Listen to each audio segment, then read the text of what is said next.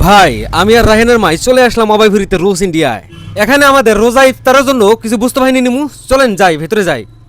এইগুলো দোকানের মধ্যে আসলে কেনার থেকে দেখতে অনেক ভালো লাগে। দেখুন না কত সুন্দর করে সাজাইছে, এখানে এসে খালি দেখতেই মন চাইতেছে আমার। তো কি বানি নাই রাহেনের মায়, তো বাড়িতে ইফতার করার জন্য আর বাড়িতে সেহেরি খাওয়ার জন্য কিছু বস্তু এখান থেকে কিনে নেবো। রাহেনের মায় তো খাসা এনে দিল, আর খাসা মধ্যে আমি সর্বপ্রথম বুটটি থুয়ে দিলাম। তারপরে পরে রাহেনের মায় ডাবরির প্যাকেট একটা নিল, কয় ডাবরির প্যাকেট নিয়ে যাই। এখানে বুঝতে পারিনি রেটটা বেশি, খোলা নিলে রেটটা একটু কমে পাওয়া যায়। আর একটা মাংসের মশলাও নিছে। আর এই রোজ ইন্ডিয়ার ভিতরে দেখুন কিরকম মানুষ জড়ো হয়ে গেছে। আমি তো এইভাবেই টাকায় টাকায় সব দেখতেছি। রাহেনের মায়ের বস্তু দেখতেছে, বস্তু পছন্দ হইতেছে, হাতে নিতেছে, রেট দেখতেছে, আবার থুইতেছে। খালি আমার বি দেখতেছে। রায়হান বাবাকে আমি নিয়ে আসিনি কে, রায়হান বাবার স্কুলে পরীক্ষা ছিল যার জন্য রাইখে তুই আসছি। ভাবতাছি আমার বাবাটার জন্য কি নেওয়া যায়।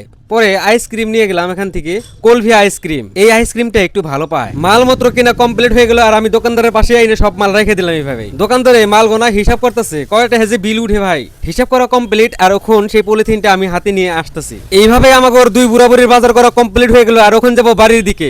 এই ছিল আজকের মিনি ব্লগ। ভাই কেমন লাগলো একটু কমেন্ট করে জানাবেন। অবশ্যই ভিডিওটা ভালো লাগলে শেয়ার করে দিবেন সবাই।